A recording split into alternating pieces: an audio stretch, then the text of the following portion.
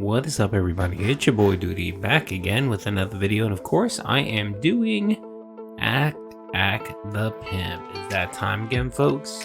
Thank you very much for you guys for submitting your questions. I got about 50 or so questions, so I do appreciate it.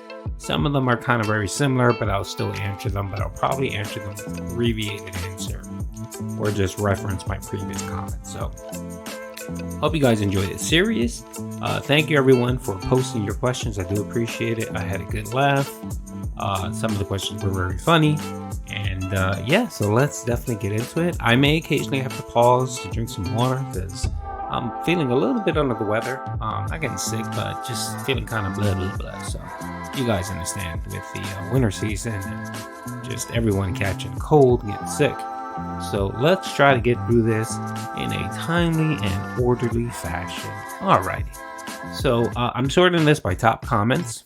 So yeah, so let's get started. So the first one is by Baboon Man. Do you believe Phil and Kat sleep in the same bed, or does she still sleep by the fire because she's cold? I have a running theory on that their marriage is a marriage of convenience, and they're more like roommates than they are, a couple that's romantically linked. I mean, I think she needs a roof over her head, and Phil just needs that companionship and that soulmate that can get up, make breakfast, clean the house, and that is the relationship that they have. So do they sleep in separate beds? Maybe. They probably sleep in separate rooms too. So, and he slips up from time to time. Like he'll make a comment and say, her bedroom, or he'll say something like beds. You know what I mean? So, yeah, there's a good possibility that they're probably just simply roommates. So, yep. Thanks for the question. The next one is from Ed Forens. Doody, why is Phil so afraid of leaving his house? I find it funny how he acts so tough, but we all know he is not. So that's a very good question. It stems from a couple things. One, it stems from several of his personality disorders. One, he's a narcissist. Which plays a big factor in all this.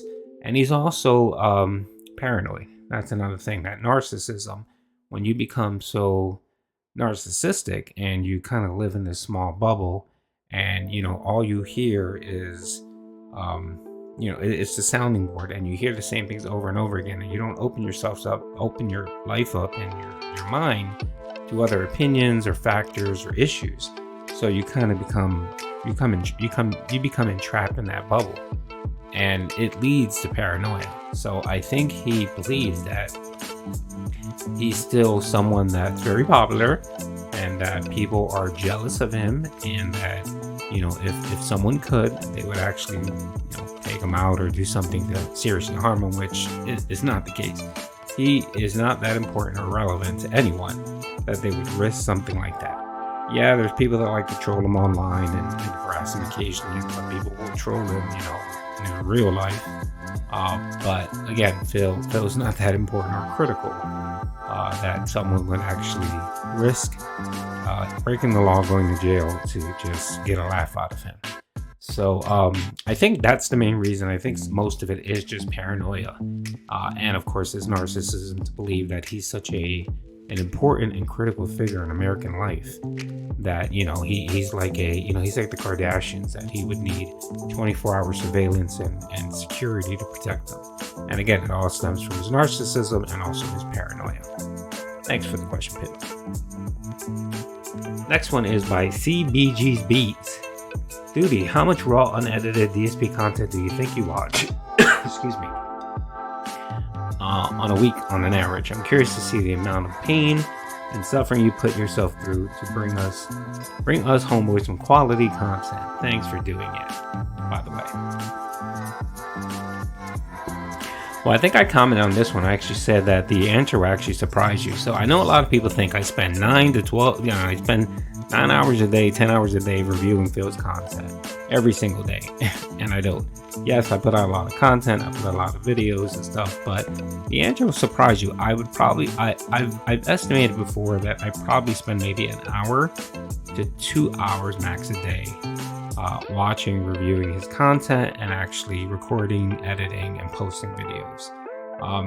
I think I've spoke about this before. I kind of have a system when it comes to DSP. He's very easy and very predictable. Our boy DSP has he has compulsive disorder. You know, he has a compulsive disorder, where obsessive compulsive disorder, where everything has to be a certain way. He has to be on a schedule, and he tries to stick to that as best as possible. That actually is it's not on the it's on the macro level, but it's also on the micro level when it comes to Phil. So when you listen to his content, like if you listen to the podcast, he has a pattern to his podcast, and he has specific phrases, and he has specific lines that he uses to switch to another topic. And that's what I do. I kind of have him playing in the background, to be honestly. And then I know when he's going to speak about specific things. And I know when specific subjects are going to be the main focus on his podcast. So I simply just listen in the background and I hear keywords. And when I do, I hit record. And then once I'm done, I pump the content. You know, I take it, I edit it, and then I pump out the video. I probably honestly spend maybe 2 hours a day listening to his content and posting it. So it's not that much. So if I'm gonna give you a time frame, I'm gonna say be anywhere between 10 and 12 hours a week I spend listening to Phil. Once in a while, I may spend a little bit of extra time if I'm streaming and stuff like that. Like if I'm streaming his restreaming and stuff. Yeah, I'm going to take a little bit more time, but at the very most, it's usually the podcast, the Denhead podcast, and that lasts an hour and a half. So you add an hour and a half to the additional hour or two that I may use. Yeah, that's every once in a while, but for the most part, it's anywhere between an hour and a half to 2 hours a day that I actually have to listen to our boy Phil and his mouth. And again, it's not even with I don't even listen with my full intent.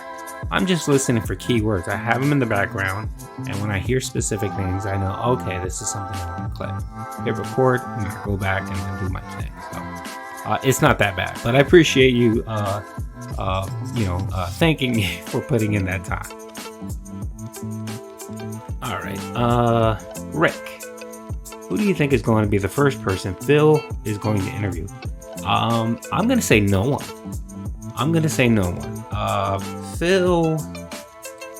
So the issue here is that if he actually finds, so the way it's supposed to work is he's supposed to, the members that actually are supposed to recommend who he's supposed to interview, they want him to interview. And of course the dents are going to come out and say, you should interview PewDiePie, or you should interview Mr. Beast. You should interview the president. I mean, these dentheads, you know, they think Phil is so important and critical that, you know, he has that kind of clout, and he doesn't. That's really not going to work.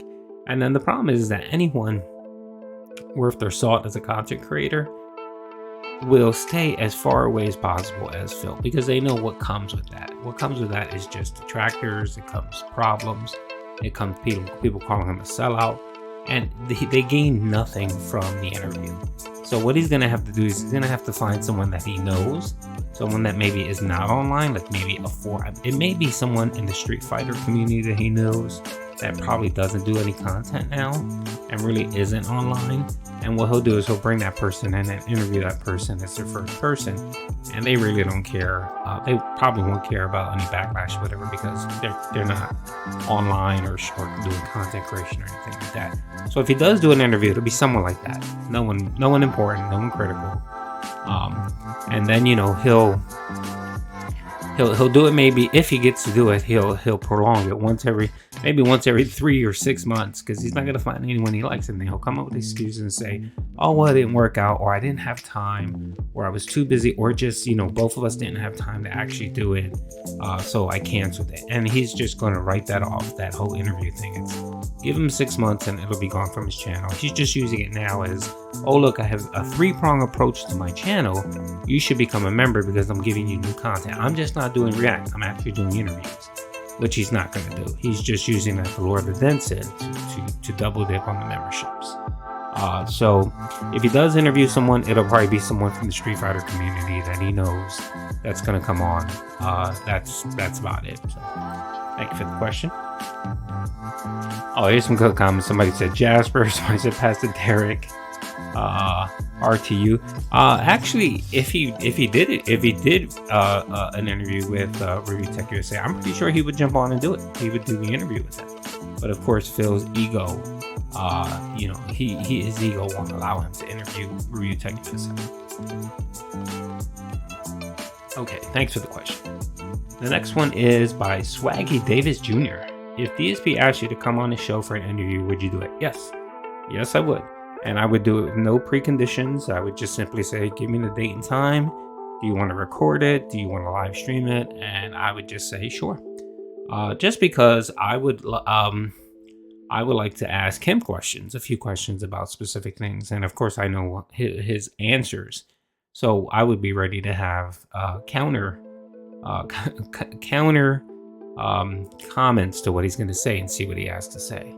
Because I just have enough information available to me that I know what he's gonna say, and I kind of know what the actual truth is. So I'd like to not corner him, but I'd like to get him to answer, or I have a follow-up to my additional question and see how he reacts. He probably will call me a jerk or an asshole, or say this is the reason why I didn't want to interview you, or whatever the case is. But it wouldn't be a gotcha thing. I would actually be upfront with him, and I would say, look, if you're gonna ask me a question, I should be able to ask you questions, and whatever you say, I should be able to have the ability to counter, with some additional information or additional questions. So that would kind of be the only precondition I would have. But yes, I would jump on I would do the interview for him. Why not? Sure, I got nothing to lose.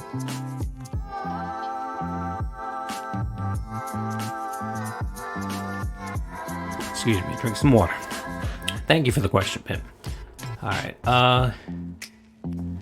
let's see. The next question is from Buck Daddy. How much do you think DSP wastes each month on DoorDash delivery fees? I tried DoorDash once, realized that meal costs about 50% more, and never did it again. Yes, DoorDash and Uber Eats are the biggest ripoff there is in delivery services. You're better off just ordering directly from a restaurant, and having them deliver it and pay a delivery fee, or you're just better off ordering and picking it up. So much cheaper and so much easier. But Phil is so lazy that he can't get his ass off his chair to go drive a couple miles or a mile to pick up food and save himself some money. The other thing with DoorDash and Uber Eats is that if you ever look at their prices, most chains or most restaurants actually have their price on their site. The Uber and the DoorDash, they actually charge more for the food. So I remember one time, I think I got a gift card for Uber Eats years ago, and it was like $50, and I didn't know what to get, so I was just like, oh, whatever, I'm gonna do some Burger King, I think it was. And for 4 people, I ended up spending like almost $48 on food that I know that if I would have gone to Burger King and ordered it, it would have came out to about $24. So it was almost double the price. So you're right when you say it's almost expensive, because not only do they upcharge you for the food, they charge you a fee for using their services. They charge you a delivery fee, and then you got to you got to give them a tip. You got to give the driver a tip. So it's one of the biggest ripoffs that there are. I would never use DoorDash. I would never use Uber Eats. I take my ass to the restaurant and just get my food and just call it a day. Once in a while, if it's a pizzeria or something, I'll order from a pizzeria and I'll tip the driver, and that's it. But I'm paying what I'm supposed to be paying. I'm not paying this absorbent amount or fee. At the very most, I may pay a delivery charge of like $1 or $2 and then tip the driver. And if that's the case, I'll just take my ass to the pizzeria and just pick it up and call it a day. So how much does he spend? Well, let's see.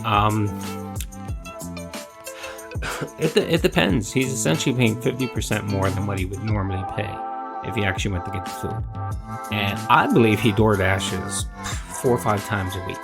But based on his conversations and what he says, we know for sure that he does DoorDash at least 2 or 3 times a week based on his day off. So on his day off, he does it twice. He does it for breakfast and he does it for dinner. And then at least once a week, something happens where either he has a special event that he's doing, he orders food, or he, says something like, "Oh, okay, I had to work late. We didn't have dinner, so I ordered DoorDash." So at least 3 times a week he DoorDashes. So 3 times a week, you're looking at maybe 12 at a minimum, 12 times a month. Those fees and everything add up. I mean, he's probably spending anywhere between, I would have to say, like, if he's doing it 12 times a month, I'm trying to think what the DoorDash fee is. And it depends on the area. What you're looking at, $5, $7 for the DoorDash fee, and then the upcharge and the food. It's ridiculous. It's ridiculous. He's forking out maybe $200 to $300 more a month just because he does DoorDash on food that he can just go pick up on his own. It's utterly ridiculous. Thanks for the question. Nino Lobo, if DSP was your child, how would you react knowing he's the way he is? What would you say to him? What do you predict? What happened to DSP, Wings, and Boogie? Okay, so that's a 2-parter. Well, if he was my child, he would have never turned out this way, because I would have not beat him, but I would have gave him enough proper raisings that he would have never turned out this way. But let's just say something happened. I got hit by a rock, and he lost his mind. And he was this way. I would spend my days speaking with him and basically try to straighten him out. Basically call him out for his crappy behavior and say that he needs to do better than this. And if he doesn't, then I'd probably have that relationship would be fractured. And I would say, you have to love your kids. So they're still your kids, but it doesn't mean that you should tolerate their poor behavior and their bad behavior. And it's up to you as a parent to actually still call them out, regardless of how old they are. I mean, I can be 7 years old and my daughter, my kids, would be in their 50s. And if they misbehave or did something inappropriate, I would have enough respect for them to go to them and say, "Hey, what you did here is wrong. You should apologize. You need to do better." And the same way with me, you know what I mean? If my kids see me doing something inappropriate, I would think that they would have enough love and respect for me to come to me and love and say, "Hey, Dad, I think what you did was wrong," and explain their view, and then we can have a conversation. So I would definitely do that with DSP if it's my son. What do you predict will happen with DSP? DSP, he'll just continue doing what he's doing. I know a lot of people want him off YouTube, but YouTube made a change a few years ago where it makes it very hard to actually remove someone from the YouTube platform unless you do something very heinous. So unless he gets smashed and he does something very bad, or something else comes up from his past, I see him just trudging along on YouTube and just continuously begging like he does. And yeah, he'll occasionally get in trouble. I do see that his DSP React channel is just gonna bomb, and it's gonna hurt his DSP gaming channel, because what he's doing is he's removing content or diluting his DSP gaming content and removing that React piece that he used to offer to his members, and he took that away from DSP gaming and trying to now add it to DSP Reacts and trying to charge members, trying to get people to get memberships. So I don't see that working out for him. I envision him at the end of the year saying, "Oh, I want to rebrand like he does every year, and I want to drop the DSP Reacts, and I just want to move all that content over to DSP Gaming because I want a one-stop shop for my content so that people aren't confused." And the real story is just not really making any money on DSP Reacts, and the effort is more than what it's worth for him to do so. For Wings, I just see him struggling along, doing the same thing. He doesn't change.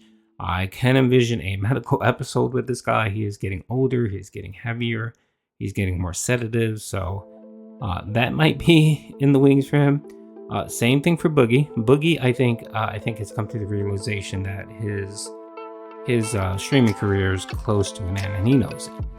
And what'll happen with him is that he just will become obscure. No one will watch him.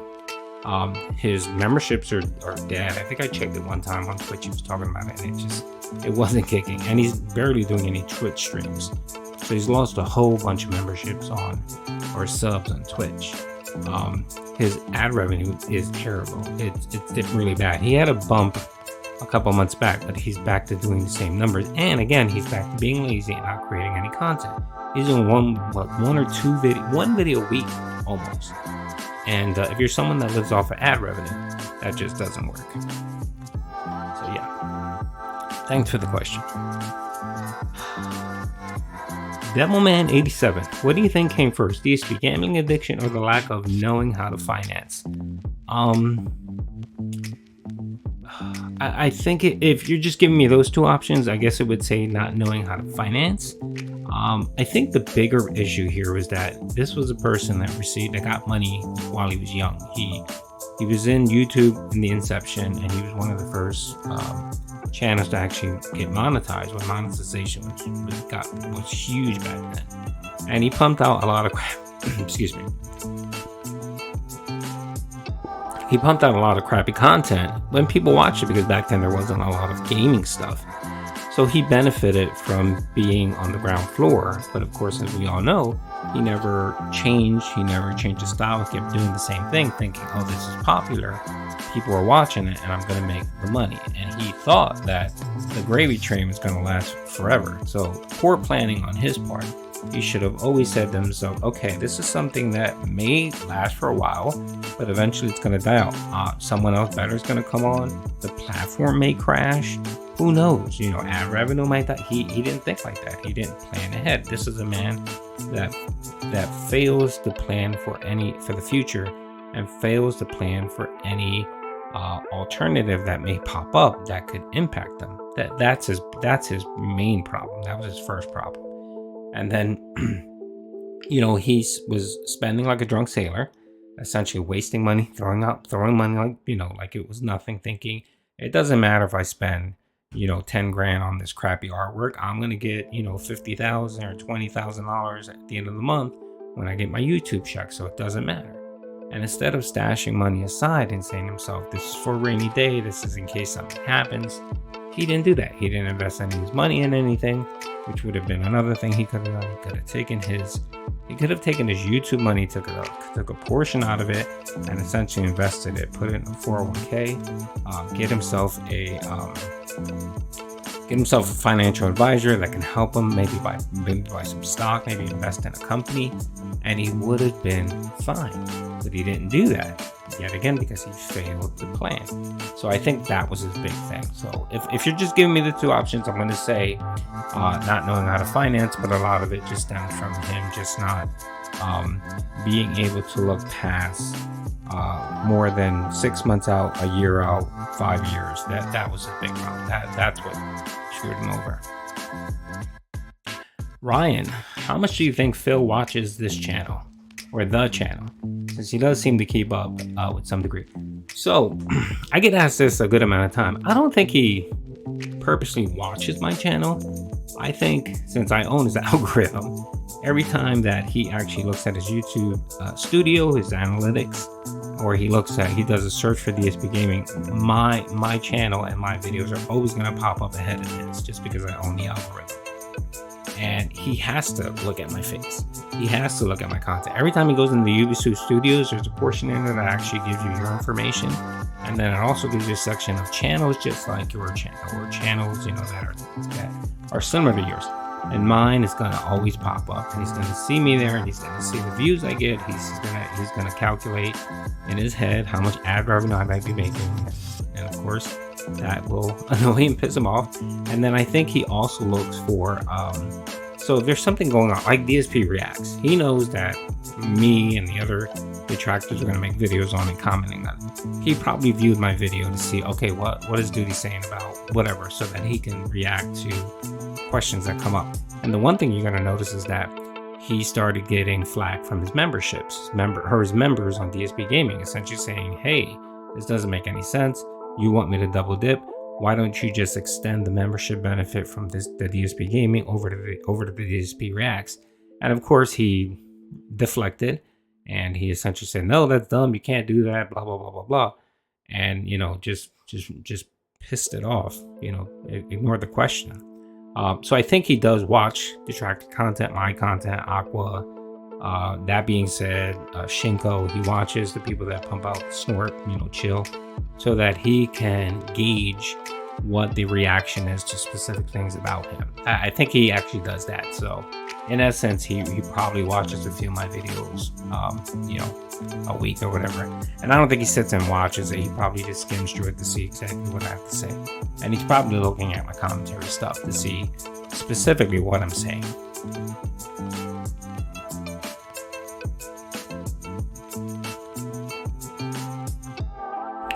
Alrighty, thank you for the question. The next one is Boss Halls. How long do you think it will take before he abandons the reaction channel? I don't think all the dents are stupid enough to buy another membership for his channel. He only uses every once in a while, but of course I could be wrong. Good question. I did answer that in my video when I reacted to the DSP React channel. I'm giving it a year, maybe less. So what he's going to do is he's going to hope that, so this is the purpose. The purpose is what he's trying to do is, I think that back in October, November, when he got that big member bomb by Team Icon Gamer, and he had 1,000 members and he got that nice fat paycheck, in November. And he talked about it. He said, yeah, it was great. I was able to pay my bills. I had extra money. I bought an Xbox Series S. I bought all this shit that he didn't need.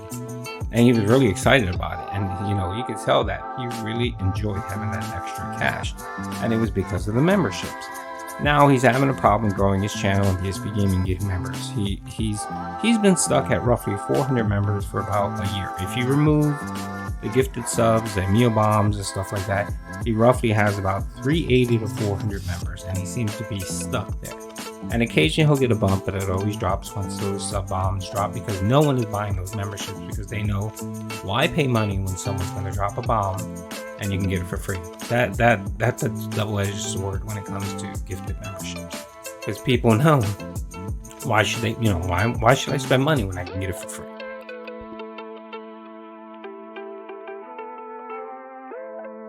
So I think Phil tried to find a loophole in that. And he said, okay, I have 400 dedicated people that pay me every month for memberships.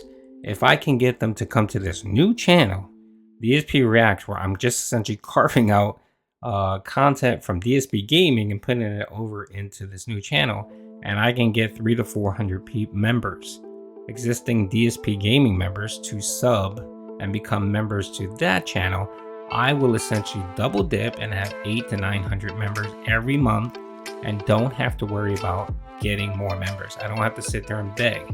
I don't have to sit there and worry about member bombs. I will consistently get 800 to 900 people, and then I get that nice fat juicy paycheck that he got in November. He got November. And that's essentially the reason for this channel. The problem is, he didn't get that. He essentially got 25 people to do members, and most of them were member bombs. I think 4 people dropped 5 members, so that was 20 members. So only 7 people actually said, I'm going to pay for this content. And the problem there is that channel is only going to have roughly about, based on what Phil says, he's going to have maybe about 6 videos a month. That's not enough content. And the issue is that the interview thing, that's not going to happen. The DSP React, the project thing where he wants to do a big react, that's once a month, right? That's only once a month. And then the weekly DSP versus the internet, he's already having problems with that because he's gatekeeping, he's paywalling, I mean. He's saying himself to his dents, only members get to recommend videos for me to watch.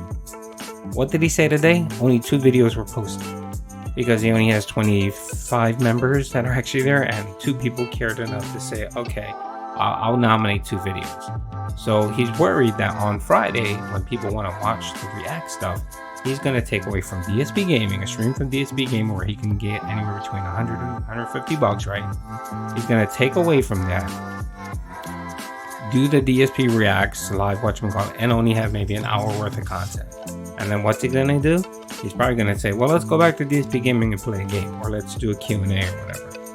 And it's just not going to work. So he's already having problems there. The only thing that's going to be consistent for him is that monthly React thing, that big project thing. And that is just not enough content to be able to sustain it. What he should do maybe is move the DSP podcast, the Level 1 podcast, move it to the React channel. But he's not going to do that because he knows that ties to his gaming. And he gets most of his tips recently he's been getting most of his tips during that podcast time. So anyway, did I answer your whole question? Yeah, I agree. I don't think all the nuts are that stupid. And the issues that he having again is that, his channel is held up by duct tape and maybe 3 or 4 whales. And Emil can only drop so many member bombs a month until the paycheck runs out. So yeah, I give it a year, and then at the end of the year he's gonna say, "Oh, I'm rebranding. I thought about it. It's just best to have everything on one channel, so I'm moving everything to DSP Gaming, and I'm going to deactivate DSP Refaps." That's what I believe is going to happen. Thanks for the question.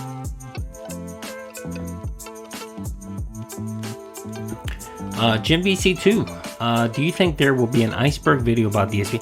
I'm not sure what an iceberg video is about. I'm assuming, is that kind of like I remember seeing a video with a big iceberg, and it was about DSP Gaming, so I'm assuming it's some type of expose on him. If that's the question you're asking, yeah, probably, because especially with this whole DSP rack thing, I can envision, I know a lot of people have been saying the same thing. Merricat, that being said, myself, Aqua, Snort, Chill, everyone's kind of saying, yeah, this is him trying to double dip on memberships, and it's essentially a bit of a scam. So yeah, I could definitely see people talking about, even Rich Review Tech USA was talking about it, and he was saying that he's trying to double dip and trying to run a scam here. So, keep up the great work. Thank you, Pimp. I appreciate the kind words. Why am I toxic? Oh boy. Let's see, if you could pick one game to reboot, remaster, what game would it be? That's easy. It would be KOTOR, Knights of the Old Republic, but EA is actually rebooting it. They're rebooting it, so that would be my question. That would be my number one if it wasn't being rebooted. But since it is being rebooted, I'd probably say, I'm trying to think what would be good.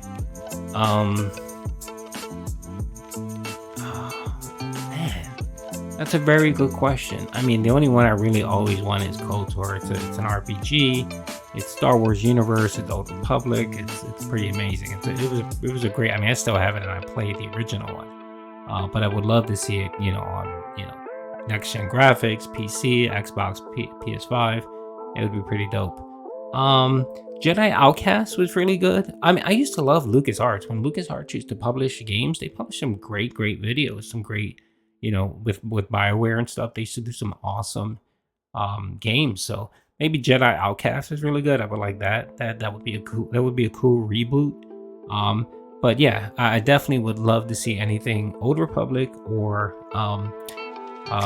the EU with Luke and the Jedi Order and stuff like that. Thank you for the question. Next one is Captain Wiseman. Dear Doody, do you think that Phil will get what's coming to him, and will he have to get a job? And if so, I'm sorry here, hold on. Let's see. Oh, what happened here? I'm sorry, I lost my place here. Hold on.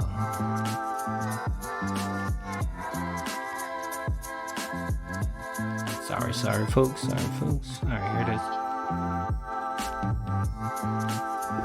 All right, let me pop this up again. That's so weird. Why is it doing that? Oh, here it is. Okay, my bad. Dear Doody, do you think that Phil will get what's coming to him and will have to get a job? And if so, will he just slowly lose his dents, or will he do something stupid that will terminate his channel? And also, what does your family think of your holy crusade against the low-cal scammers? Love you, Pimp. Love you too, Pimp. All right, so I'll answer the first question. So, I don't like to put time frames around things because, you just kind of lock yourself in. But the end goal, I think that, if you ask me where do I see him ending up, I honestly believe he's going to end up in a cardboard box somewhere. Eventually, he's going to lose his home, lose his spouse, lose kind of everything, and may have to eventually go back to Connecticut, or end up in a cardboard box. I honestly believe that's where he's going to end. And he is too lazy and too invested in his career for him to ever quit streaming and get a job. He would be the type that he would, if he had to go to a street corner and play video games on a street corner with his setup, and run it on battery power, and give have a bucket, where people can drop pennies and quarters. That's what he would do before he would get a job, honestly. He did it with that whole 10-year plan with his mom. He lied to his mom and said that, he was going to get a job and he was going to slowly move away from streaming, and he never did it. So I don't envision it happening now, especially now that he's getting older. I think what he's trying to do is he's just trying to hold off until retirement or close to it, and maybe go on disability for his gout or something. The dents always changes. Like, if you ever notice, he goes through a pattern about every 6 months where, he gets a fresh set of dents that kind of come in. You have your Kevin Burns scenes and your folks that kind of hang out and are always there, your Derek and so on, that don't give any money or don't support at all, or support minimally. You have those, but then you have your Lisa Lou's, you have your OICs, your Emil. These are people that they come and go. And Lisa Lou's a new one. I actually think that's an OIC sock account, but if it's someone new, it's fine. He has someone called Nasty Mandy now that's been coming in and dropping chats, and I love it how, this guy had barely any women whatsoever on his streams, and all of a sudden, a lot of these whales coming out are now females, which, he grosses me out, so I can imagine how he grosses out females. So, he's just in that constant pattern where he kind of has to refresh his dents and whales. So they come and go, and eventually, his channel will get stale to the point where everyone will be gone and he'll have no one. He'll be streaming to maybe 100 people a stream, and the full press of begging will occur. Yeah, and he won't have any reservations whatsoever. Let's see, what does your family think? Oh, yeah, they know I do this on the side and I do it for fun, and they don't care. They laugh at me. They kind of just sound crazy, or it's just just something dad's doing to keep entertained, and they're good with it. They don't care. All right, thank you for the question.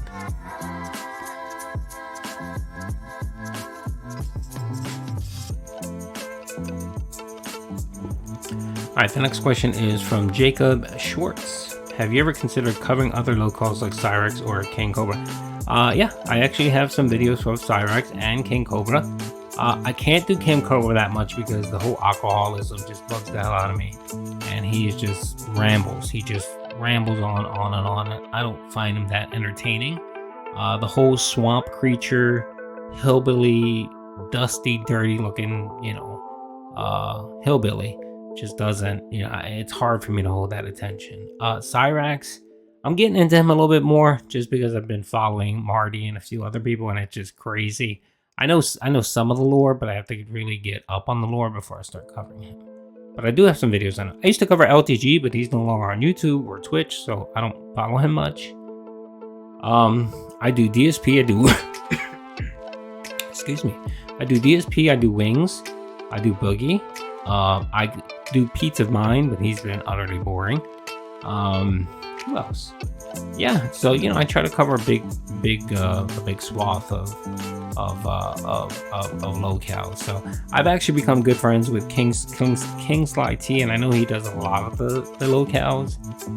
He hit me up to one guy, some German locale. Oh my god, it was funny, man. I was watching his stream and it was funny, so I'm actually going to get into that a little bit and see. The only one I don't cover, to be honest, is Chris Chan, just because Chris Chan actually has a mental disability. Honestly, he has a very severe mental disability. I believe he's on the spectrum, and I believe he has a bunch of other undiagnosed psychological issues. So it's hard to cover someone that actually really has mental health problems, so that's kind of why I kind of stay away from Chris Chan.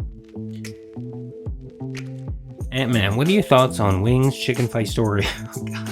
I was watching that the other day, and he was commenting on that and his outright denial of it happening. So, when I was watching his stream the other day, he didn't deny it, though. He talked about that he never did it. He never was involved in it.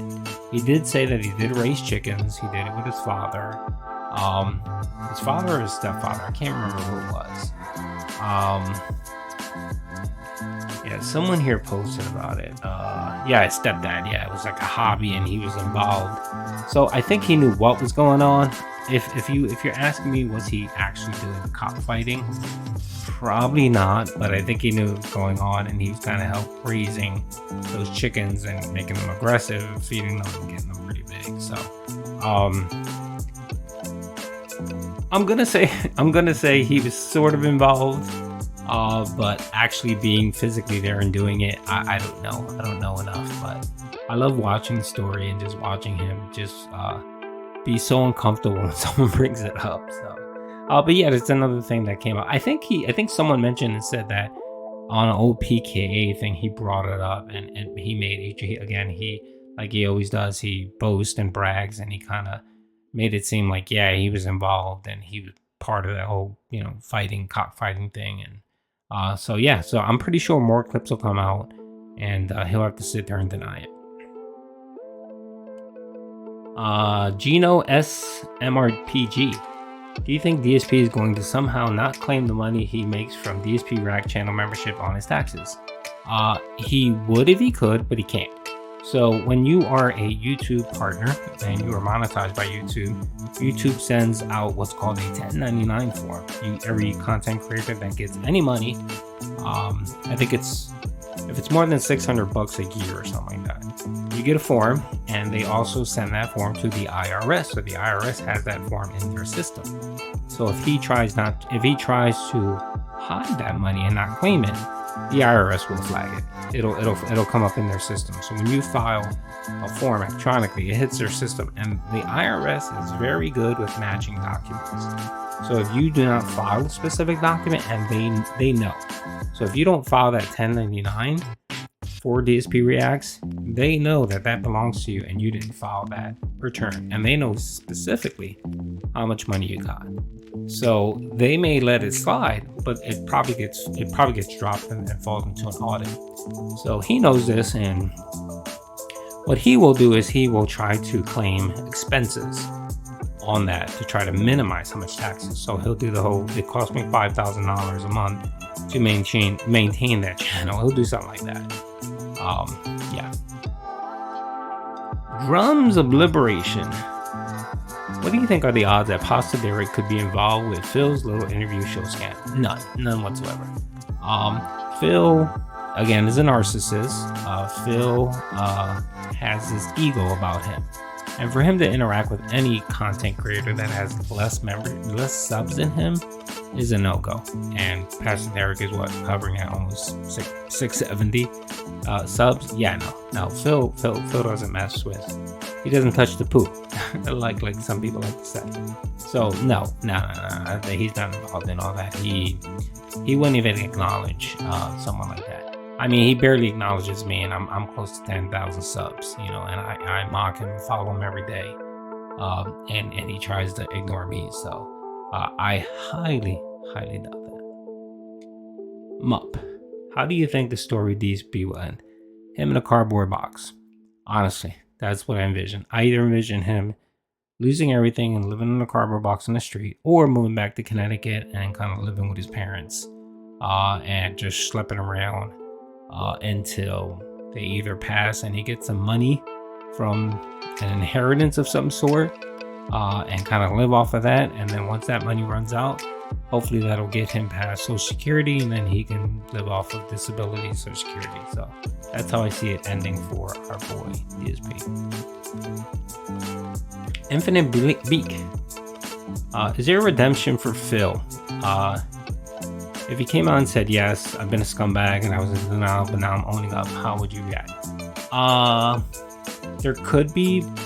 Are you asking me, will there be? No. Phil is too much of a, he's too narcissistic. I think that might be the word of the day for bingo, is narcissist. He has an inflated ego about himself, and he's been coddled and nurtured all of his life. He's been told he's great, he's been told he's wonderful, and he's never been told by anyone, the stark hard truth about what he is. So for him to do that, he does it from time to time when it hurts, when his pocket is hurting. He'll come out and say, yeah, I beg too much, I'm trying to change, or if he gets embarrassed by a bigger content creator, but it doesn't last. And what he does is he makes minimal changes, and then he blows it up and makes it seem like, oh, look at me, I'm so great, I haven't begged in 2 weeks, I'm awesome, I'm a new man. When he doesn't realize, no, it's months and years of change where people say, yeah, okay, he changed, he's a different person now. Just because you didn't do something for 2 weeks doesn't mean you're still not a scummy person.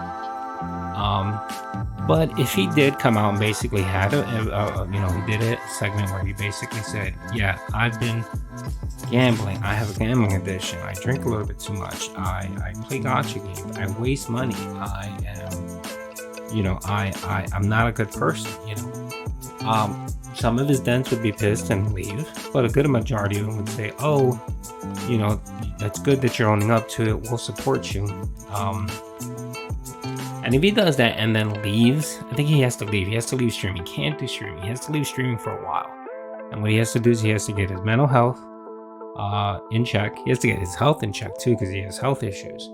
And then he has to just change. He honestly has to change. And I think maybe getting a real job for 6 months to a year and really seeing how it is out there to work.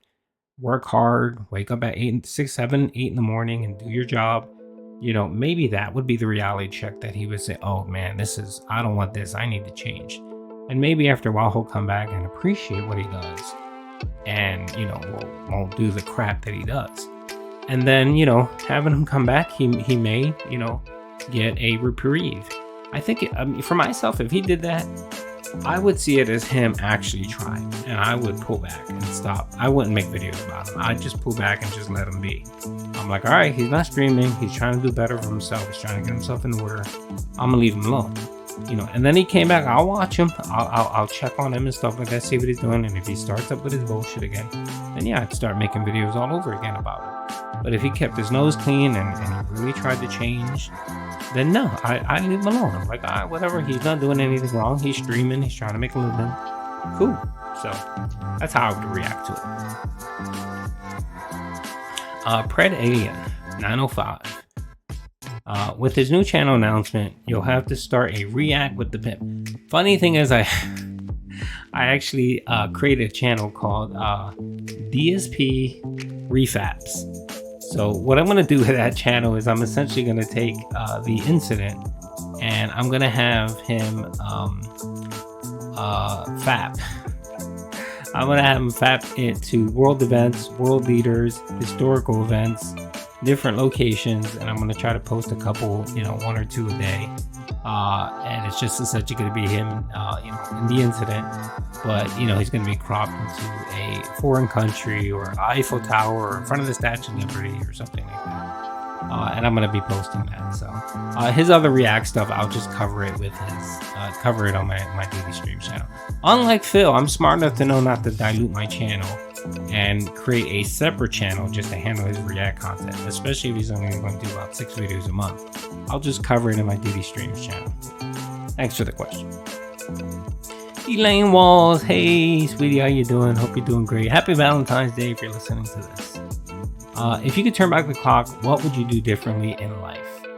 Would your job choice or career be different than present day? No, honestly, I'm very content with my life. I'm very content. I've had highs and lows. I've had trauma. I've had great events. But I can say that, everything kind of shaped me.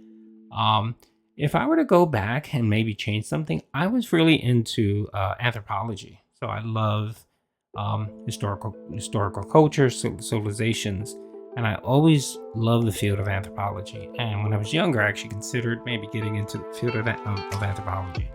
I would love to be like, in the Middle East, in Africa, just on a dig and just researching and be like an archaeological dig and just looking at, from an anthropologist perspective, I would look at it and research it. So if I could change that, I would definitely do that. It's an extensive career move. Like you have to get, about 8 years of college, and then you have to essentially do field work, and it's a rough life, and it doesn't pay that very much. And then you have to deal with grants and essentially get funding, which is, but if money wasn't an issue and family or whatever was an issue, that would be something I would definitely enjoy doing. But other than that, yeah, I'm happy with how things turned out. I have a great family. I've got some good friends. Everything is hunky dory. Nothing's perfect, but I know that there are many in the world and many in this country that have it a little rougher than I have. So I'm grateful for everything I have. So thank you for the question. Oh, the other thing I would probably do different is I'd probably take my studies a little bit more seriously. When I was in school, I was one of those people that didn't really study much, but I did fine with my grades. I did fine with my testing. I wasn't really fully challenged, but I didn't engage in my studies. It was kind of like, man, I'll do whatever. I'll coast. Luckily, I got good grades, but I didn't really take in a lot of that information. I really didn't get serious with my studies until I got into about 10th grade, where I had a couple teachers, mentors that actually challenged me, and I started getting very serious with my education. But the thing I noticed was that there were so many things I missed. Like there were so many wonderful books that I didn't read. You know what I mean? Like things like Of Mice and Men, things of those classics. Mark Twain, those classics that are really awesome books that I read as I got older. And I said to myself, man, if I really would have taken my studies seriously, I would have really read the books and not just kind of coast through them or just dick around and just do enough just to get by. But as I got older, I learned to appreciate books and reading and learning about history. So I would have really gotten more serious about my my education, my study earlier in life. The next question is answers. Do you think this year DSP will finally get terminated off YouTube? No, I don't think so, unless he does something seriously wrong. YouTube actually has made changes to their services, and I believe they've made it difficult for people to actually get removed from services. Like before, if you said the N-word on a video, you would get a ban. You would get a ban. I mean, look at PewDiePie. He didn't get a ban, but I think he got a suspension and he got demonetized for a while. And that's someone that has millions and millions of subs. They're very serious about that. They really changed. Like right now, if you do drop an N-bomb or something inappropriate, they flag your video. They may take it down or they may give it an adult rating, but they rarely time you out or ban you for it. So it's really hard for us. So he would have to do something very seriously, or someone would have to report his channel for something, and that analyst would have to actually do a deep dive into his channel content and see, okay, this guy really shouldn't be partnering with us. And then they have the power to actually terminate the partnership from, just shut off your monetization. So that's really the only way I can actually see that happening. He has wing detractors on him now, and they pull no punches. Yeah. I mean, there's always going to be more and more detractors and stuff, but just like the thing with the bounties, he realized that, he was skirting that TOS line with bounties. And what he did was he altered a video, which he never does, and he changed it from bounties to challenges. So, he's trying to be a little bit more careful with some of the stupid stuff that he says and does, and tries to clean it up. So, they can come and try. But and it's not just him, it's YouTube in general. I think they really changed how they remove people and strike people and stuff. So, Big Boy, what do you dislike about Phil the most? Man, it's a simple question, but it's a long answer. If I had to choose one thing, I think it would be the begging. That would probably bug me because it ties into it has so many layers when you say begging. I hate the fact that he puts his bills and his financial responsibilities on his viewers. It's disgusting. It's his, those are your bills. That's why they're called bills. They're your bills. And for you to put that financial pressure on people is disgusting. So I hate that he does that. The begging too, it's not becoming of a content creator. You don't need to sit there and beg people to give you money. If your content is good, people will support you. There's no reason for you to continuously mention about tips and support and it's slow 10, 12 times to stream. You stream it for 3 hours and you mention it 6 to 10 times. That is unbecoming and disgusting. So if I have to say anything, it would be the begging. Azuna. Will you start up a detractor podcast with others like Snort Burnell, Shinko, Aquatia? Yeah, I would definitely love that. I've been in conversations with Chill Murray and Snort to see if we can do something. I definitely will probably be doing something with Chill, maybe a weekly radio thing with him. I've been on some of his streams actually. I jump on and we talk about just chat about Phil and stuff like that. And we have a good rapport, so I may do something very similar, kind of do it like the That Being Said podcast where we set aside 2 hours once a week and we just do a dedicated show and we just talk about topics and we stick to those topics. Maybe we have people come on and you know, we interview them, very similar to That Being Said. Of course, it won't be that popular, but you know, it'll be something to give to the folks to just, you know, something different. So yeah, and then when it comes to anyone else, yeah, I would love to collaborate with anyone. I mean, I'm one of those people that I try to support all of the other detractors the way I can, whether financially support them with a membership or support them with a sub or just shout them out. So yeah, I would definitely love to do that. CBGBs. A Sunday night service with Pastor Doody and Pastor Chill to recap a week of DSP nonsense would be dope. Yep, I just mentioned that we are looking to do a show like that. So maybe a 2-hour show where we just talk about events. We have it.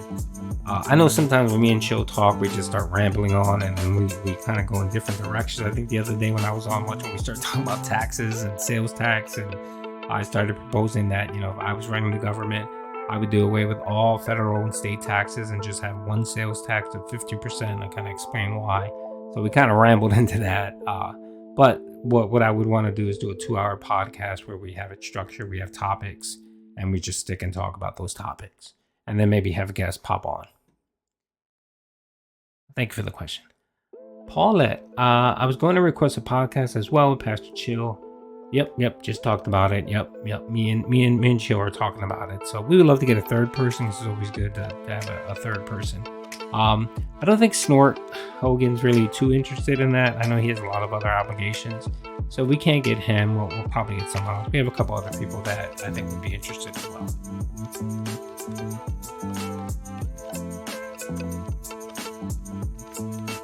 Oh, we're up at 56 minutes. Good Lord. All right, let's see. Millennium Eye. How would you describe DSP to somebody who is not familiar with them? I've actually had to do that. And what I said was, think of your local panhandler that looks okay dressed, like you could tell they're not, you know, a kind of a fat panhandler that you can tell is not hungry, that he sits there and panhandles while he has a bag of McDonald's next to him, right? That's how I would kind of explain Phil. And then I would just say, picture that, and then picture him on the internet streaming. And that's how I kind of describe what DSP is. Ridiculous Man, the second. That's hard to describe. Okay, yeah. So he's just that. It depends on. Yeah. Okay, this 023. What would be next for Doody if Fidio or Wingo both got full and total bans? Would you pick another spectacle to follow? Change? I don't know. Probably what I would do is I would continue posting and streaming. Maybe more streaming than posting. Just talk about different things. Talk with other content creators. Talk about, DSP. Dig into the lore. Because even though they're gone, still, there's still a lot of lore to dig into. And probably just do some of that. But yeah, I would really step back a lot from it. From what I do currently now, which is more of a clips channel. I'd go into more just talking, interviewing, and whatever, and if it just dies out, it dies out. And I don't think, I'll be honest, I'm not that talented or interesting to kind of hold my own content. I'll be the first to say it. I do different things from time to time just to give variety to the channel, but yeah, I don't think people are that interested in what I have to say about, other topics or whatever. So more than likely, I'd probably just hang on and just chill with the community and just, talk about it more from a historical perspective. But the way these two are going, I don't see them leaving anytime soon. Ted Fiegel. Doody, what was your first holy shit Phil is crazy and I need to document this for the world moment? It had to, jeez. It would have to be, man. So it's a video from like 10 years ago where he went bonkers about some new legislation that was trying to be passed that he believed was going to destroy YouTube and his career. This was a little after he was making money. And he went off about it. Like, he was literally screeching to the top of his ears about it. And I said to myself, okay, I'm familiar with that legislation that he's talking about. It's not doing anything he's referring to. He thought that if the legislation was going to pass, that YouTube would have to shut down and he would have no business. And he was screaming about it, and he was trying to tell people to write their congressmen, write their senators. He was stating that this is intimate, and I don't even think the bill even passed. It didn't even come up for like a vote or whatever. It was just something that was discussed. And he just went ranting and raving. I was like, what the hell is this guy talking about? Everything he's saying is incorrect. It has no impact on YouTube, and YouTube's not going anywhere. Maybe they might need to modify something, but not going anywhere. And I remember seeing that, and him just like the big eyes and just the lunatic, that kind of, when he gave you that look, like when he's worried that the tips are slow, he gave you that psychotic kind of look. That was the first time, and then the second time I'd probably say the incident, just seeing how lazy of a person he was and just how careless he was. And how careless he was with his life and everything. I kind of was just like, whoa, really? This guy is actually doing this? And those would be the kind of holy shit moments. And it led me to kind of follow this Looney Tune. Grimdog, how long do you think these people give up the second channel? Oh, it'll be done by the end of the year. It's not going to give him what he thinks in memberships. And he's going to come back and say, oh, I'm rebranding. I'm going to move my React content back to DSP Gaming and just focus on DSP Gaming. Yeah. And a lot of that is just going to be too much to keep up with two channels for him. And it's not going to be worth the money. Now, if he gets 400 or 500 members on that second channel, he'll keep it up because essentially he will be double dipping his memberships. And he'll keep both channels the way he has it now. We're trying to set it up. But I give him to the end of the year.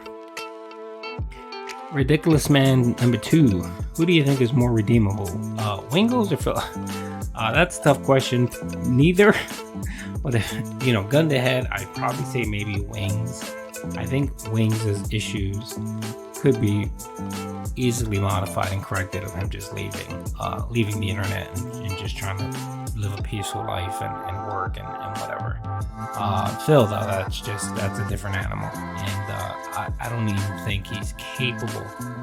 He's such a he has such a mental block, and again, it comes back to the narcissism where he just can't grow as a person.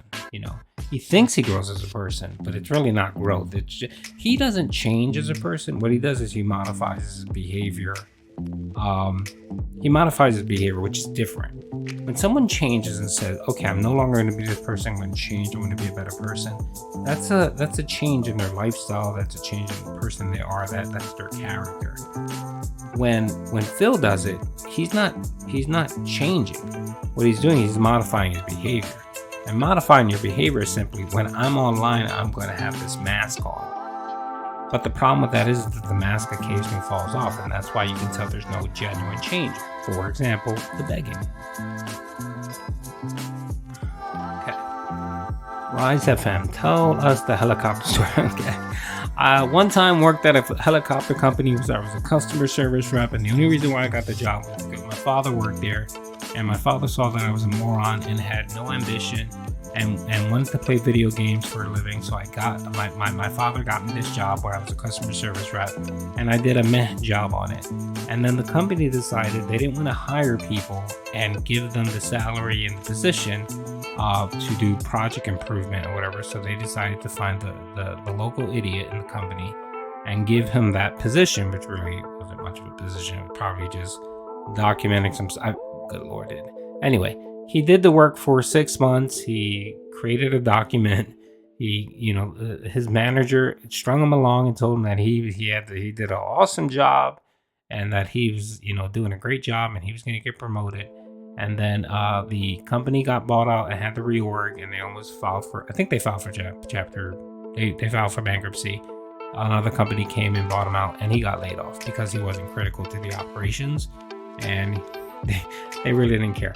They essentially got free work, not free work, but they got work from him that if they would have hired a person, they would have probably had to pay, maybe 80, 90 grand a year plus benefits, and they got it for free from this deadhead.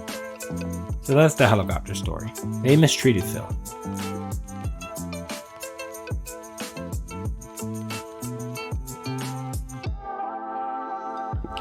All right, the king of, I'll just leave it at that. How does Dave keep getting away with breaking TOS? How long does Richard have until he has to work a real job? Okay, so I'll answer that piece first. So YouTube is massive. YouTube has several million content creators, and they have close to probably billions of videos maybe on their systems. And they only have but so many people to actually review stuff. And a lot of stuff that gets reported probably doesn't even get reviewed. And they rely heavily on algorithm bots to monitor stuff and flag stuff, and which isn't always good. It's not a good system. So that's the reason why he kind of gets around a lot of those TOS violations. And then you asked about Wings. How long until he has to work a real job? He's never going to work a real job. If streaming dies for him, he'll get on disability or Social Security. He'll do one of those things. He'll never work. There is no way he's going to ever work. If he was smart, what he can do is he can get a work job from home. Maybe doing telework. Amazon hires, they pay $18 to $20 for teleworkers. You work, 6 to 8 hours a week. 6 to 8 hours a day. From home, you're comfortable. But yeah, he refuses to do any of that. I don't know what Kelly's doing for work, but she's a motion still. Oh, I think she works from home. I think that's what she's doing. I don't know specifically. I know she left her previous job and then started working at this new job and where she worked from home, but I have no clue exactly what that is. The cost of living where he lives is very low, and I think the house is paid off, so essentially he just has to pay his bills, and he has his car note, and then she has her car note. So even the little bit of money that he's getting on YouTube is enough for him to, make ends meet. Lex Smith, is it true Phil cried at Evo because some dude? I don't know about that. I kind of heard about that, but I've never seen any videos or anything about that, so I really can't comment on that. Knowing Phil, probably. Micha Alexander, how likely is that DSP will develop alcohol-related dementia? Probably. Well, no. I think his biggest issue is his gout. So gout itself is not a real problem. It's a discomfort issue. But the problem with gout is that your body can't regulate uric acid properly. And what that does is it cannibalizes your kidneys. Most people that have gout, they usually have long-term kidney issues. They end up in what's called ESRD, which is end-stage renal disease. And they either need to go on dialysis or kidney transplant. So if anything's going to be taking him out, it's probably the gout and kidney failure. Anybody? Ano Body. It's a two-parter. Well, it's a three-parter. How confident are you that when we destroy and move on from Philip? Eventually it'll happen, and again, I always talk about my theory where I see him ending up eventually losing everything and living in a box. Us, your cheerleaders, will follow you for whatever is next. I don't know, I don't know what's next for me, it'll probably be me just moving on and finding something else to do that interests me. So, if it's YouTube related, I'd always love you guys to follow along. If not, it's not a big deal. It's not a, I miss you guys, but I understand that, I am not interesting enough to keep an audience, so it's all good. How does it feel to have a few thousand people watching your videos every day? It feels great. It feels really good. I mean, I pump out the content just to put it out there, and people watch it, cool. I average, based on my analytics, I average between 6,000 and 8,000 views a video. Taking all my videos, and sometimes I do a lot of that, sometimes I do more, but average is about 6,000 or 7,000 views, which is really cool. I mean, it's really nice that people are actually, willing to review my stuff and give it a shot. So I do appreciate that. And who would you pick to play you? Oh, my wife always says I look like Eric Bana in Troy. So the hair, the face, yeah, it's a picture of a Spanish Eric Bana. I pick him. Excuse me. And if you're wondering who Eric Bana is, he was the guy that played one of the Hawks. A Hawk, Hawk, Incredible Hulk. He also played Troy. He was in Troy. He was Hector in Troy. And I think he was in that Mailbox, Time Traveler's Wife or whatever. He was in that show, a movie.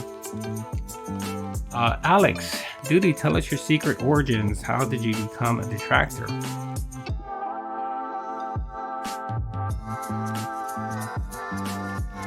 I started watching Wings content years ago, and just watching the disaster that he was, and then the whole Bog 1v1 with Syndicate, which was hilarious. And I just followed them along, and I just saw how he just spiraled, essentially. And then the whole weight loss surgery stuff, that was huge for me. I kind of really got involved. And excuse me. I got really involved in detracting him when he lost his Twitch partnership and came over to YouTube. That's kind of where I started doing a lot of content creators. I'm doing my own content on Wings, and then DSP lost his partnership, and then I started doing detractor videos on DSP. And it just, what happened was DSP uploads every day. He's on every day at Wings. When he lost his Twitch partnership, he really didn't stream that much. So I gravitated more to Phil. Excuse me. And I just saw that he was an utter disaster. So, excuse me. I kind of lean toward doing more of the DSP detractor video. So that's kind of my origin story. And then from Phil was more perspective of I have a bit of a business degree. I've run companies and stuff. So just, our boy Phil loves to say that he runs it, he has a business and runs it as a business. And I just cringe every time when I hear him or when he makes a decision that just utterly makes no sense whatsoever. And like when he uses phrases like liquidity for his tips or liquidity and all that, it irritates me a bit to hear him talk like that. So that's my origin story. Misatsu Dragon. Do you think Phil gets buying life due to constant dumb or consistently ignorant audience with loose change? I think he gets buying life mainly. So I think a good amount of his people that follow him and donate to him are what you call contrarians. So essentially, if the vast majority of people say, oh yeah, Avengers Endgame is a great movie, they're the morons that come out and say, no, it wasn't, it was terrible, just to be contrarian and disagree. I think a good amount of them are that, so they know that Phil has a huge detractor community and trolls that do everything to kind of harass him. So you have these people that are contrarians and like, well, he can't be really that bad. Why do so many people hate him? I'm going to support him. And that's kind of what you get with a good amount of his dens and why they follow and support him. I know specifically for OIC, that's what it is. And he's actually mentioned that on several interviews, that he essentially is that type of person that, if you tell him to go left, he'll just go right just to be a contrarian. All right, we're almost done here. WNG. When do you estimate DSP is going out of business? That's a tough one. Again, I mentioned earlier, YouTube has made it very difficult to actually get rid of someone. They tend to focus more on trying to remove your content versus removing you. So it would have to be something very big for him to actually lose his partnership, and that's what we kill. He doesn't have to get a ban. It's just him losing his partnerships. He won't be able to get members, super chats. That would really utterly hurt him.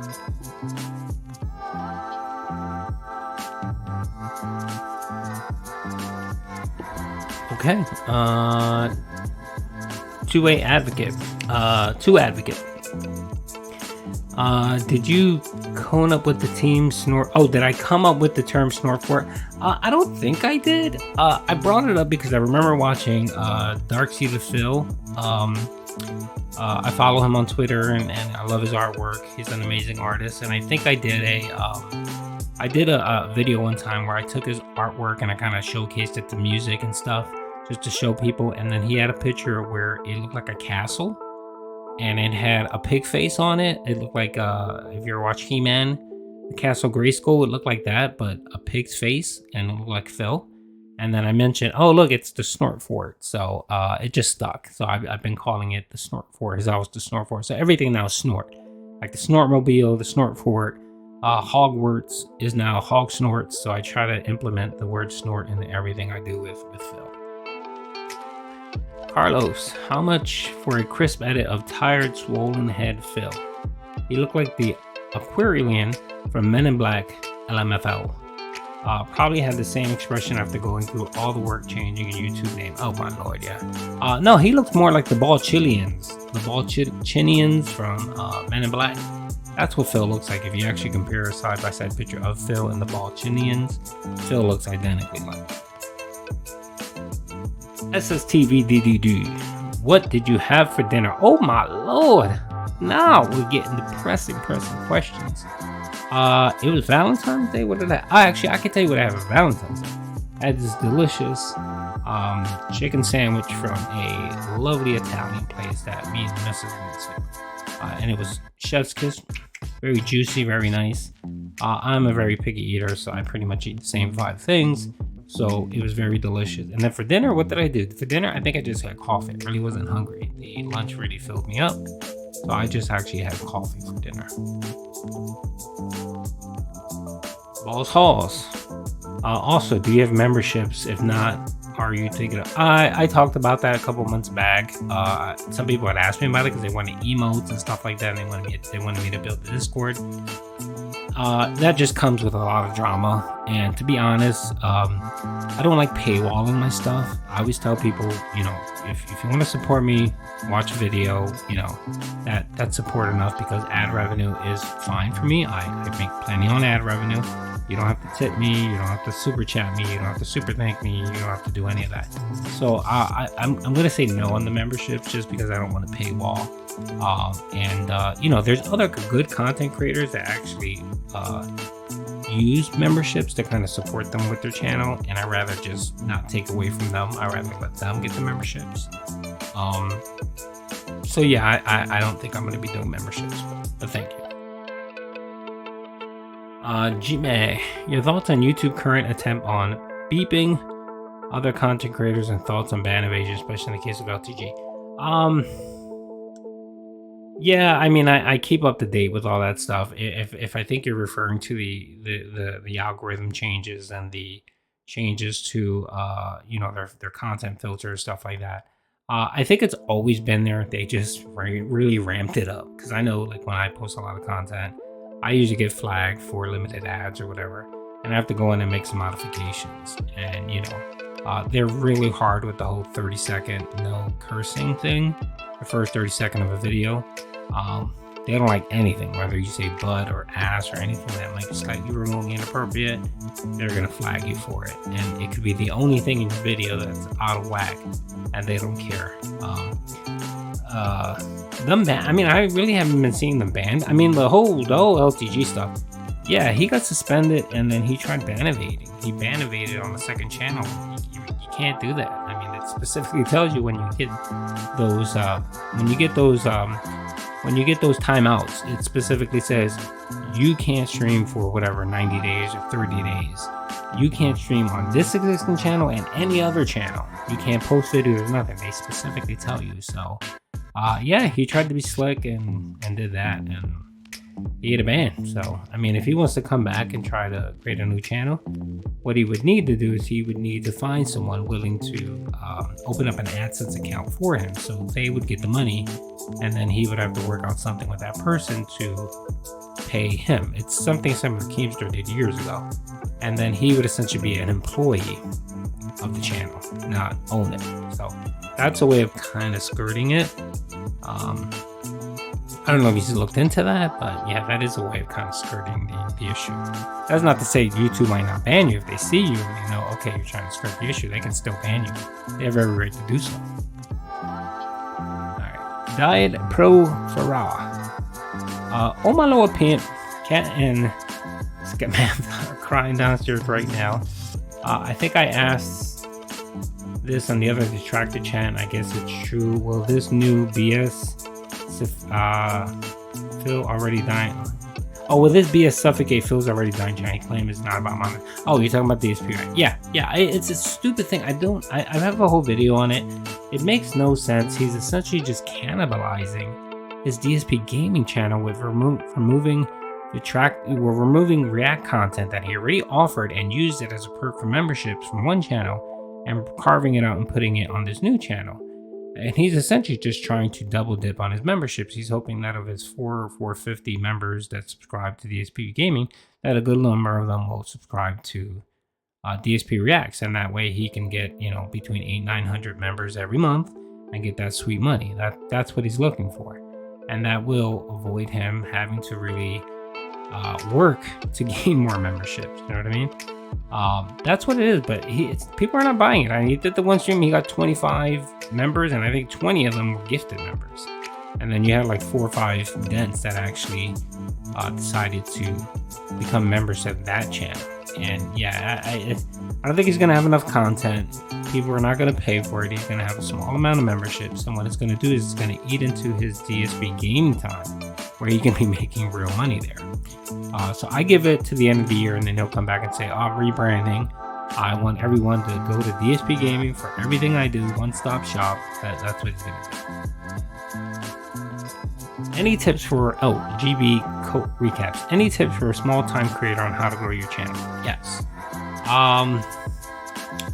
Most people say do what you love and stuff like that, which is, you know, find something that you love. I guess that's okay. For some people, it depends on your motive, you know, and what you plan on doing. If you want to make it kind of a career and make some money off of it, you know, maybe it's looking into kind of what's popular. It might be beneficial, to be honest. But if you're talking about having an existing channel, you kind of want to grow it. My best advice that I can give anybody is, one, collaborate with other content creators kind of in your vicinity. So essentially, if you were a DSP detractor, reach out to other detractors, go on their streams, talk with them, engage with them, become friendly with them, maybe have them shout you out, you know what I mean? And just be cordial, and don't be heavy-handed about it, but just, you know, be on their streams, maybe support, you know, maybe reach out to them. Most of them are really cool. Most of them are good people. Most of them would, you know, help you out in any way they can. And if you're not, you know, and it doesn't have to be DSP detractor, it could be kind of any industry or any field. Do that. And then the other thing I would recommend is engage with your channel, engage with your chat. Engage with your community. So whether you have 1 member, 1 sub, or whether you have 1,000 subs, or whether you have 10,000 subs, engage with them. When they comment on your video, give them a thumbs up, show that you like their comment, you know, if they're being a jerk to something, but you know, for the most part. And then engage. If you can comment, drop a comment, and don't say thanks or something very generic. Be meaningful. If someone spent the time to write you 2 sentences, 3 sentences on a video you did, respond with an actual response. And people, I think, really find that to be genuine, and they like that. Like, I remember when I first started, people would come and say, Doody's the only detractor that reacts with his community. And that really wasn't true. You know, there were other people that actually did it, but that was the main thing that people would say to me, like, oh, we appreciate you engage with your community. And it, you know, whether I have 1,000 subs, 2,000, 3,000, I'm up to 90.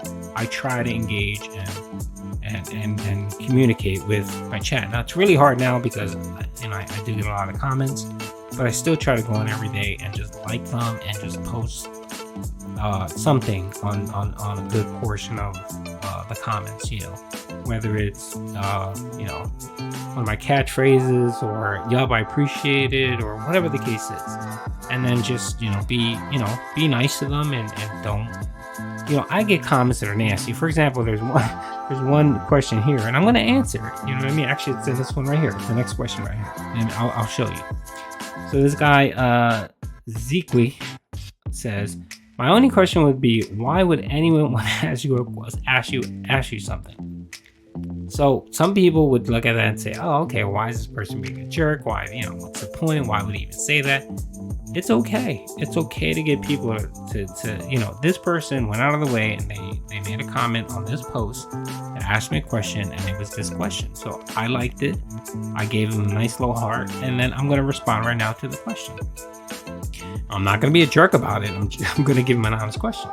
So my only question is, why would anyone ask you something? I don't know. Maybe it's because I engage with my community. Maybe I do these type of videos that are it's taking me an hour and a half to answer these questions, and I'm trying to give honest answers, and I'm trying to be truthful, and I'm trying to answer as many as I can, and I'm engaging with my community, and most people see that and they appreciate that. That's probably why they're asking me the questions. The other options is these people are DSP content, you know, DSP detractors. They enjoy watching the content.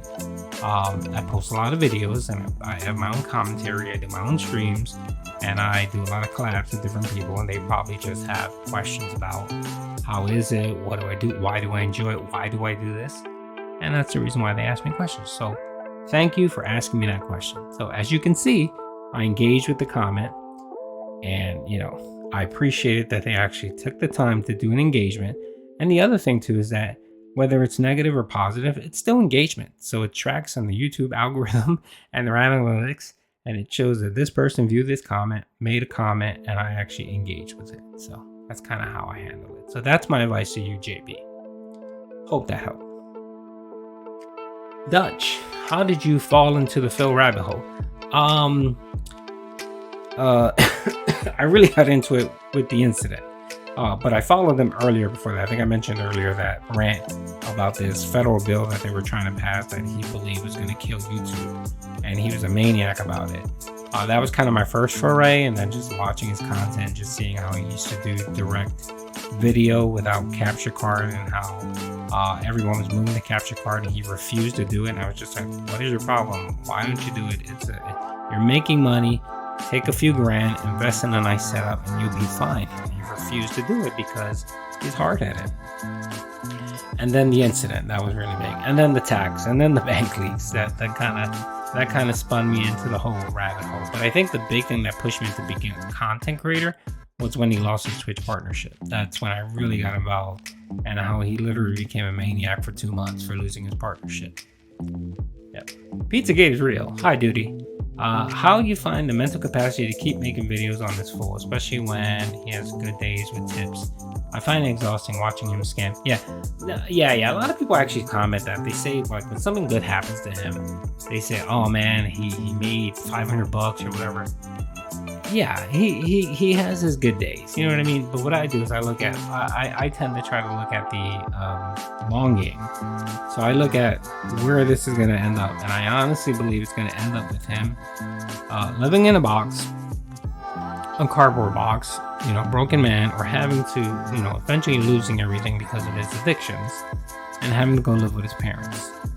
That's how I envision the end go for Phil. So when he does have these occasional good days, I know that he's taking that money and not saving it for a rainy day. He's wasting it on WWE Champions, DoorDash, and all the other trash. So it doesn't matter that he has a good day. The only person that's really hurting are stupid dents that actually keep contributing to him. So, yeah. So don't think of it that way. Think of it long term. And, you know, and then also the other thing too is think of it as entertainment. That's what I try to do with Phil. Phil's entertainment for me. He's a good laugh. He's a local. He's like a Spanish, Spanish telenovela, a soap opera. and every day is something different with this guy. So look at it from that perspective, and it makes it a little easier when he has those specific days where he has quote unquote a win. Agreeable. How long do you think this React nonsense will actually last? I already said it's if he doesn't get hit with DMCA takedowns and strikes, that'll cannibalize the channel.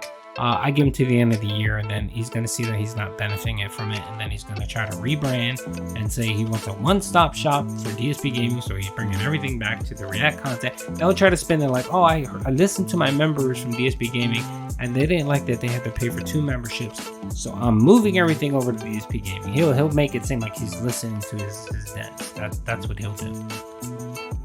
With Snort Burnell your inspiration? I actually did. To be honest, I started catching Snort Burnell about a year ago. Like I never really watched his content, and then it became in one of my recommendations, and I reviewed it. I thought it was funny as hell, just his edits and stuff like that. So I catch him every time he streams. So I'm actually subbed to him, and I watch his content. I wish I could engage with him, like chat with him if he does a stream or whatever. That would be really cool. But he mostly just does video, which is cool. That's him. Inspiration. For inspiration, I think I would have to go back to Sean Ranklin. Sean Ranklin was the first person I really watched that did the compilations from a Wings perspective. And then if it's really DSP, it was Ex Mortis. When I started watching Ex Mortis's content, that was great. That was really informative, and I love Ex Mortis's stuff.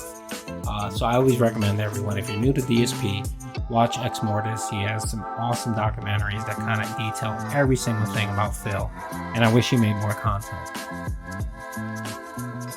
Pastor, I'm assuming this is fake, Pastor. Why did you kill my channel, boy? Oh my.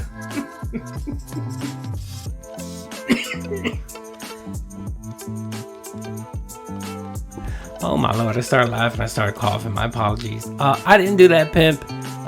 You need to look in the mirror, and you would find the answer by looking in the mirror. You did that to yourself, pimp. Let me move on before he makes another 2-hour video about me. Dunzerto, is gin great? I do not know. I do not drink gin. I do not drink any alcohol. In my life, I've had half a glass of champagne when I was 14, and that was at my brother's wedding. That's the only alcohol I've ever had. So I wouldn't know. Dead School. I've been thinking about becoming a pastor, but I'm not a racist. Do you think? No, sorry, Pep, you can't. You gotta have. you gotta be one or the other. You have to be either homophobic or racist. You have to have one of those qualities, Pep. So no, you're not up to snuff. You're not pimp. You maybe in a few years, but right now, no, it's not your calling.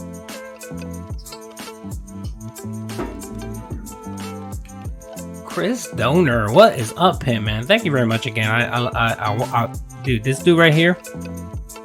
He watches my videos. He posts them comments, man. He's an awesome dude. Big ups to you, man. I really appreciate all your comments and your support, man. You're awesome, dude.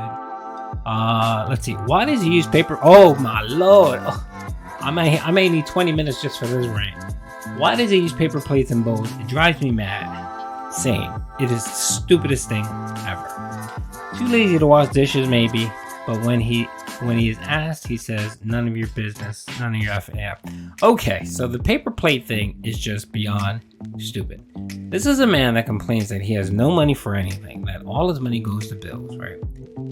And yet he buys huge packs. He doesn't go to Walmart and buy himself a 50 paper plates or 100 paper plates, which will run him, $4 or $5. No, he goes to Costco or whatever and spends like $20 to $25 on the huge packs of these paper plates that he uses for everything. He uses it every day to warm his food up. He uses it to actually eat because, he actually did it for his TV dinner. I think his Thanksgiving dinner. I think he had it on paper plates. Why? There is no reason for you to Okay.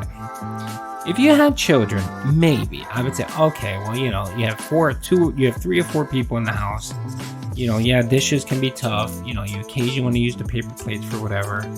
Okay, I'm like, all right, I can understand that. But when it's 2 grown people with no kids, with no real responsibilities, right? And you think about what they waste or what they waste in a day. So you have what? One bowl, one plate, one spoon, one fork, one butter knife, and a cup.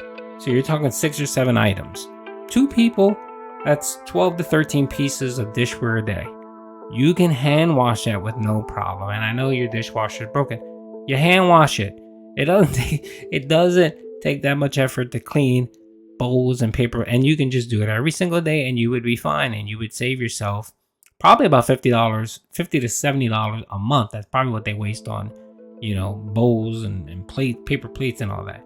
You would save that money and you can put it in an account or do something with it. And the thing is, of course, he is so small-minded. He only thinks, well, it's only $10 or $20 every 2 weeks. Yeah, but if you add that up in a month, you add it up in 6 months, you add it up in a year, and then that money starts really, really piling up.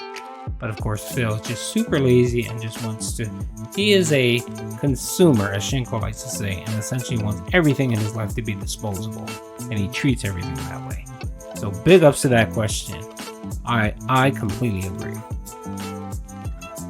Amon, most locals have no kids or desire to have kids. Why do you think that? Narcissism, selfishness. Those are the 2 reasons. If you look at the people we're specifically talking about, Wings, Boogie, DSP, and maybe LTG, but LTG is more on the younger side, so I give him a little bit of a break. But Wings, Boogie, and DSP, these are all selfish people that only care about themselves. And to them, they see kid as a liability. They see children as a weight. They don't see them as a blessing. They don't see them as passing on, their genes and passing on the name, the family name and stuff like that. All the good things most people think of when they think of having children. No, they think of it as one more mouth to feed. That's how they see it. And these people are all money hungry. They're selfish and they're narcissists. And they just don't want to spend that money on raising these children. And it's very expensive to raise children. Trust me, I have 2. And I've been raising one for 19 years and I've been raising another one for 16. And it does get very pricey. But still, the joy that I get from having my children supersedes any of that money that I have to spend on them. Like to me, it's a privilege to be able to spend my hard-working money on my children. And these locals refuse that, and they have that common trait. That all ties back to being selfish and narcissists. I mean, I'm surprised they're even married. But I guess, everyone gets lonely and needs some companionship, But Boogie's wife, she booked out of that quick. She knew that was a hot mess. DSP, Kat, and Kelly, yeah, they'll eventually move on from that rather quickly. Christine, or Christian, sorry. No, Christine. I hope I said that wrong. My apologies if I didn't. How do you stop yourself from going ape nuts? From having to look at and listen to Diabetes Kid. I can only get 3 minutes of Pick Roach until I have to close the vid. And myself from booking a flight to commit a crime. Again, I like I said, I think I watch roughly about an hour and a half to 2 hours a day of this content. I have it playing in the background. I don't put much deep thought into what they're saying, but you can hear what they're saying, and whenever something catches your eye, you can just hit the little record button. It's not a bit, it's something that's in the back end. And then when I'm doing my editing and stuff, which is usually pretty quick, it's just you cut out what you need, and then you move on, and then so it's not that bad. It isn't that bad at all. Sometimes it drives you insane, like the whole DSP Reacts thing. Just that annoyed me a bit because I had to listen to that whole rubbish of 3 hours or 2 hours or whatever it was, and I had to clip it. And I was like, all right, so I'm not going to post all of this. I'm going to take a good 10-15 minutes of the highlights and post it, and then provide my commentary. And so there are days where it does drive me a bit insane, but for the most part it's not that bad. HBME is the last question. Does Phil regularly send OIC BO pics? That's probably their written agreement. I don't know what he's sending him, but OIC is a super fan of our boy Phil, and there must be some quick pro. What's the word? quid pro quo. Or I know I'm close. There has to be something there. There has to be some agreement. So is either sending him some pics, or maybe they're having, maybe he does a DSP React style content like he does for his Patreons, where he films a special video for OIC to fulfill his fantasies. He probably does the same thing for Derek. But yeah, there's something a little weird there going on. There's some fetish style stuff going on between those two. Alrighty, folks. I think I answered everything. I think I had about 53 questions. Thank you very much. I really appreciate you guys. I really hope I gave you the answers you were looking for. If not, you can drop a comment in my video and basically say, Doody, you screwed up, or Doody, you're wrong, or Doody, you smell like Doody. Whatever. I don't mind. I love engaging with you guys. I do like reading through your comments. And yeah, I'm posting this video up now. It'll be available probably in about 20 minutes. Yeah, so hope you guys enjoyed the video. And again, thank you, pimps. I appreciate and love you all. Peace out.